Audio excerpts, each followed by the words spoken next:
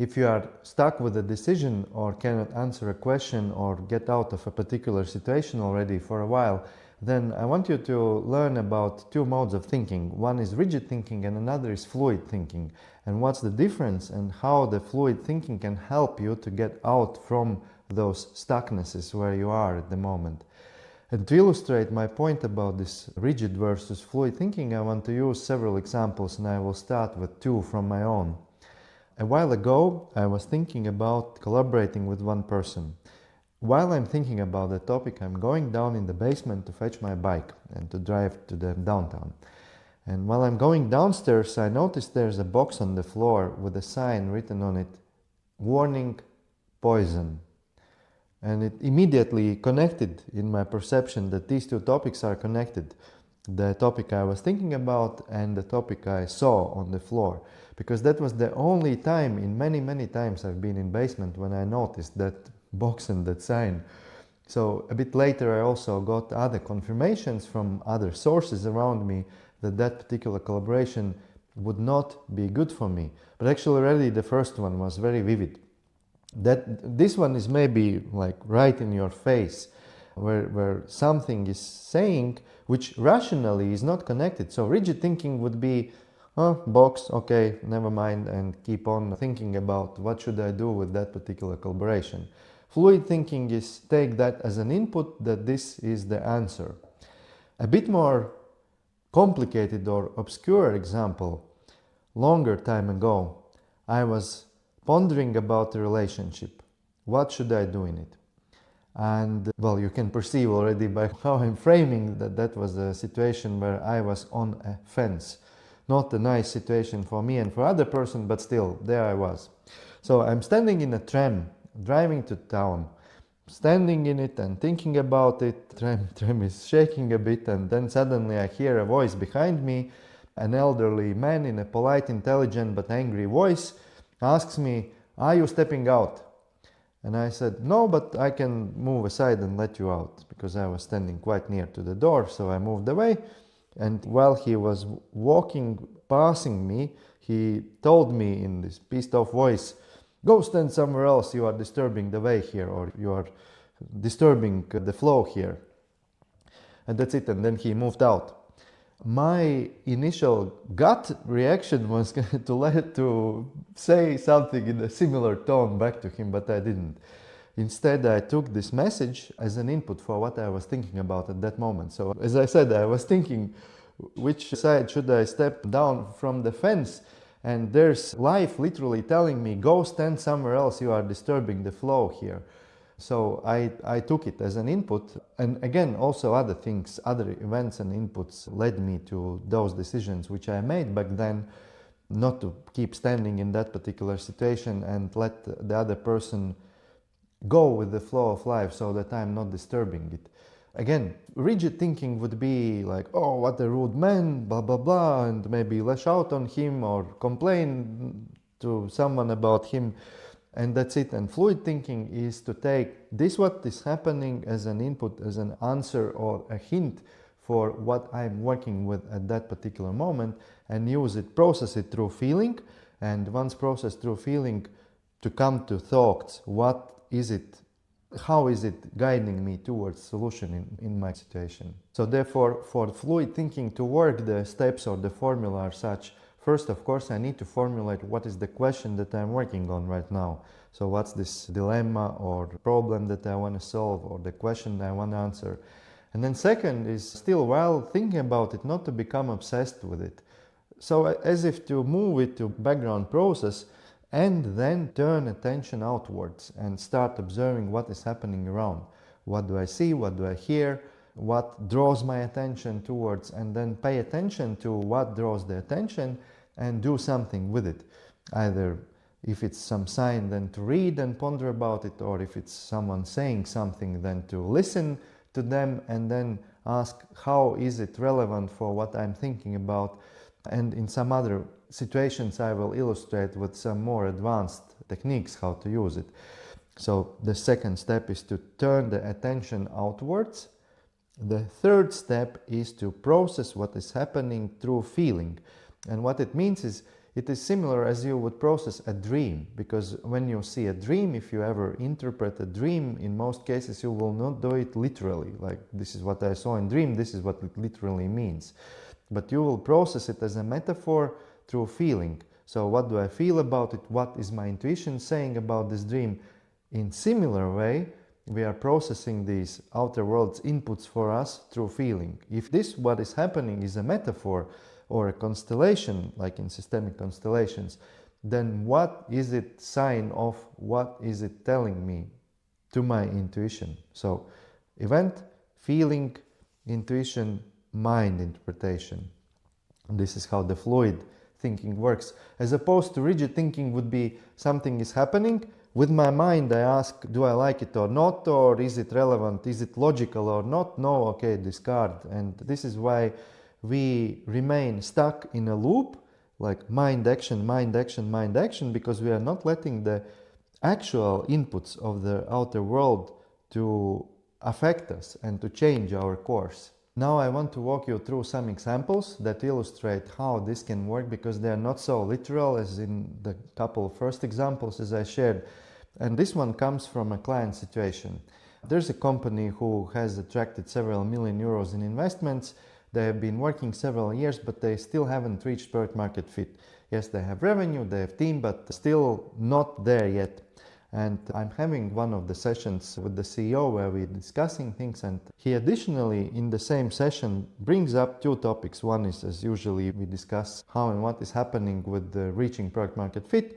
And second is that he brings up again already numerous times a topic about one of management team members that mildly saying he's not satisfied with that person. And when I probe deeper, then what we uncover is that actually the CEO has already a long time ago felt that it's time to let go of this person. But he's not doing that because of fear, because of, well, so much depends on him and will I find a better person in place? But he's not the right match. Anyway, it's clear that he will be replaced sooner or later. And what I pointed out is that there's a reason why both of those topics are coming up in the same meeting. Company not reaching product market fit, and one of the management team members not being in the right place, but still being kept there. Because one of the universal laws is that we get what we give. And in this situation, the CEO gives to that person that they do not have their product market fit. This person cannot have and achieve his career product market fit because he's kept in an unfit situation just for a while, because otherwise it's inconvenient for the CEO to find replacement. And therefore, if the CEO gives not letting someone to get product market fit for their career, then he gets life not letting his business to find product market fit. Eventually they let that person go, and then the revenue also was growing afterwards. So that's one example.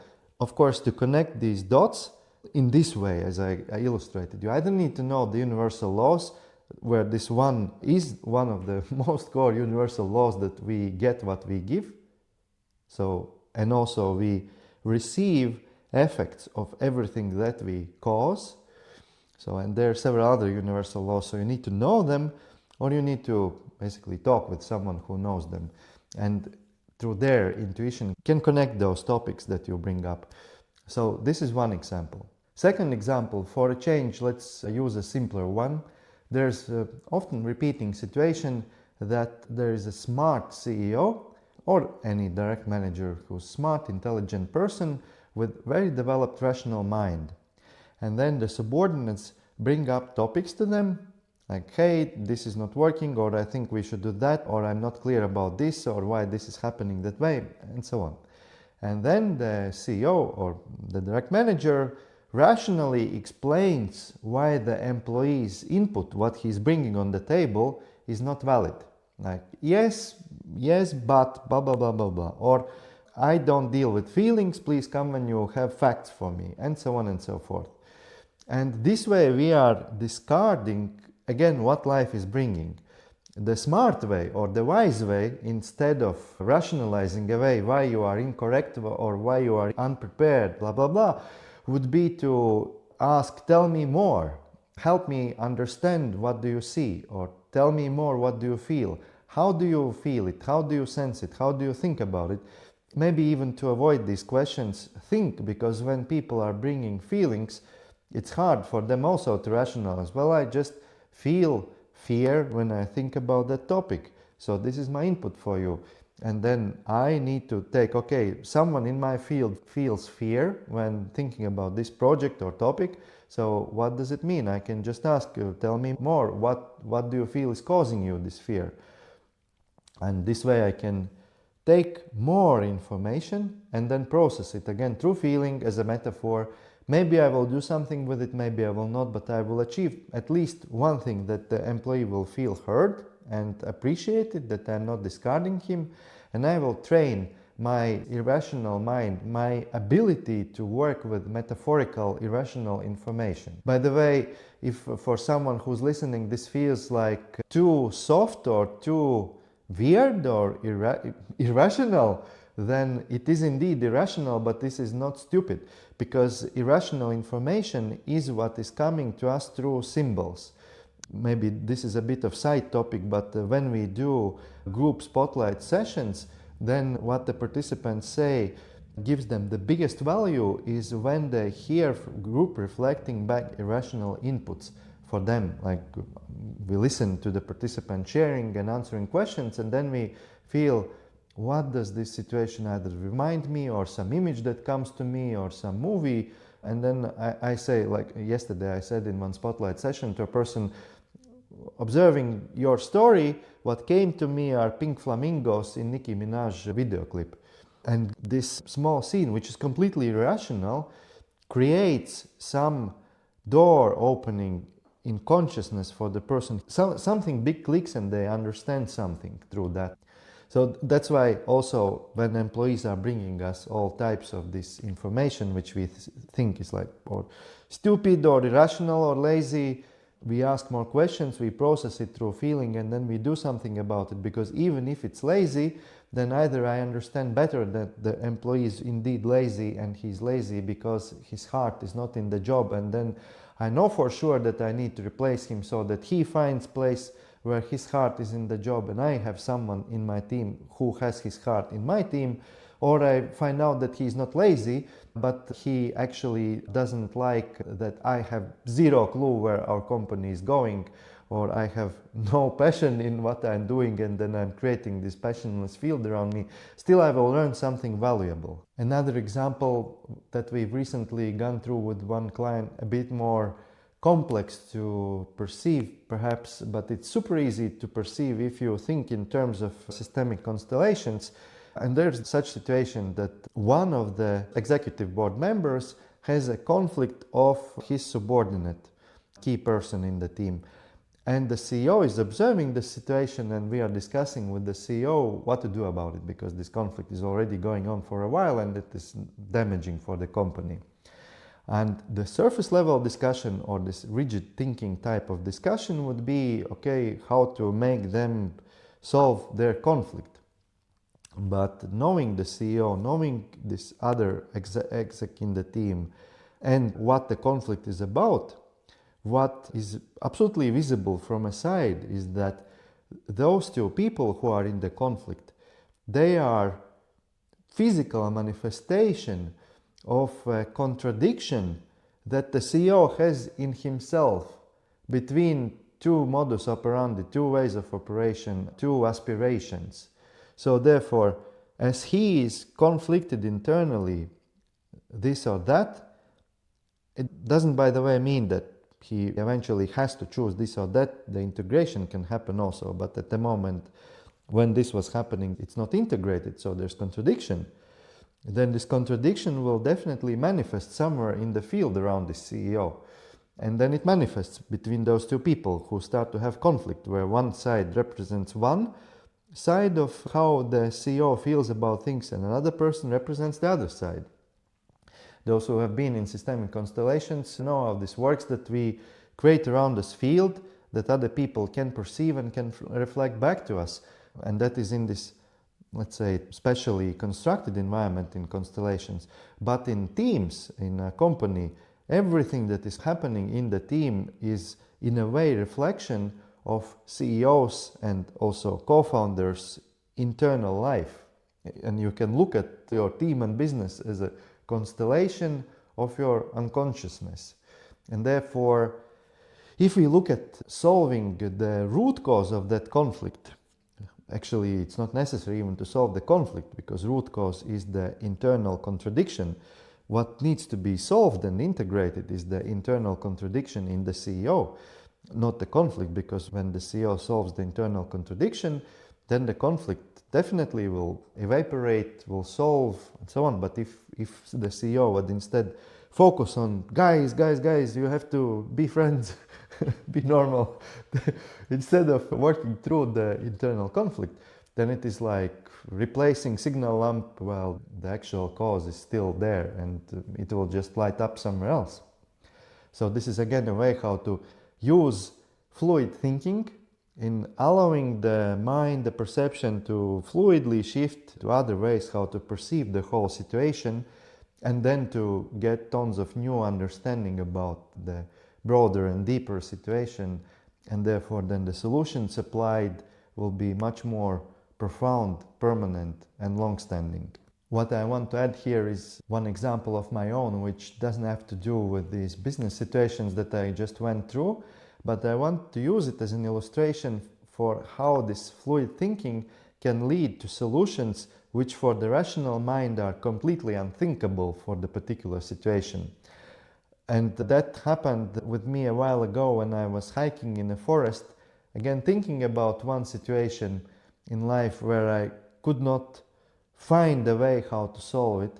And then while I'm hiking one direction, then a tree on the right side of my route attracted my attention. It was humongous oak tree, like very big. I couldn't have taken it like this. And I was walking past it and I felt really I need to touch it. So I touched it with my hand, stood it, and it was really, really pleasant feeling. And then when I was walking back, I had already forgotten about the tree. But again, it called my attention. I looked at it and then I went and hugged it, and I was standing with it and I felt the might and strength and hugeness and oldness of this oak tree, this fundamentality of this oak tree, telling me and reminding me that as I perceive it, well, I even feel shivers now as I remember this, that as I perceive it, and I cannot perceive anything that is not in me, then I also have these same qualities in me. This is me that I'm perceiving through this tree. Of course, the tree helps me to perceive it, but I have these qualities, and then reconnecting with these qualities in me, it gives so much inner this stamina, strength, groundedness, from which to further on keep thinking about the same situation, but the level of, you might call it confidence or just grit, determination, looking at the question already is much higher, because I have reconnected with, opened some boxes and doors of something that is in me just through hugging this tree. But if you look at how this happened, first I saw it on the right side is male side, so it's the male polarity in a person. And oak tree also, at least in Latvia, it symbolizes the male energy, male polarity. And then connecting with it helps me to reconnect and strengthen my male polarity, my male side, which then, as a ripple effect, helps me to envision solutions and answers to the question that I most probably wouldn't have, or at least so quickly wouldn't have seen without that experience. So again, an example of fluid thinking. Rigid thinking would be, I'm thinking about my topic, I'm walking past the tree. Well, tree, I don't pay attention that it's on the right side, I don't pay attention that it's oak tree, which is male polarity, etc., etc. Just thinking about my topic. Doesn't have to do anything with trees, right? And fluid thinking is to let the feeling lead me and do what my body wants to do, in that case to touch and later to hug this tree, and then to let the feelings come and let the feelings flood through me and be changed because of those feelings. To give a few summary points about this rigid versus fluid thinking, rigid would be to rationalize everything, to only use thinking, to ask questions, can you prove it? Well, to me it seems incorrect, can you explain like why it's correct, and so on and so forth. And especially if you are a highly intellectual person, then the risk is that you will always win in those logical discussions with your spouse or with your team members, and you will not get this irrational information. And with time, the people, for example in team, good people will start to leave, weaker people will become complacent or will take silent haters corner. Anyways, outcomes will not be good. And the positive way is to use fluid thinking, which is on the simplest level. When I perceive something that seems incorrect or irritating to me, instead of rationalizing or lashing away, I ask, tell me more. What do you feel about it? What do you sense about it? Help me understand how you feel and see it. So all those questions which are pulling information, more information to me, and even if I don't get any sense of what does it mean, I can always say, thanks for sharing more. I need some time to ponder on it, to process it. And then later, if something comes up for you, maybe even after a week, it's nice if you also say to the person, by the way, remember a week ago we spoke about this and this is what came to me as a result of that discussion, and they will feel good about it also. Then the next level is to turn the attention outwards and allow yourself to perceive more, as usually to hear someone walks by, what do they say, not to you.